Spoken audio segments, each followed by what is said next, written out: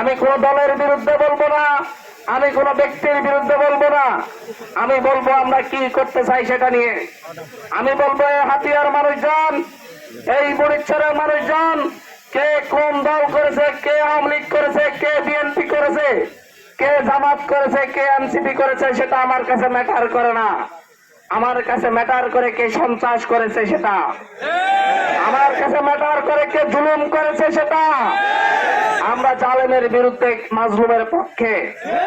সুতরাং জালেম ছাড়া, যারা সাধারণ মানুষের উপর জুলুম করেছে তারা ছাড়া সকল সাধারণ মানুষ, আগে আওয়ামী লীগ করুক, বিএনপি করুক, জামাত করুক, যাই করুক, আমাদের এই 10 দলে আহ্বান রইল সকলের প্রতি। আসুন অতীত ভুলে গিয়ে আমরা সকলে মিলে একটি সুন্দর হাতিয়া গড়ে তুলি।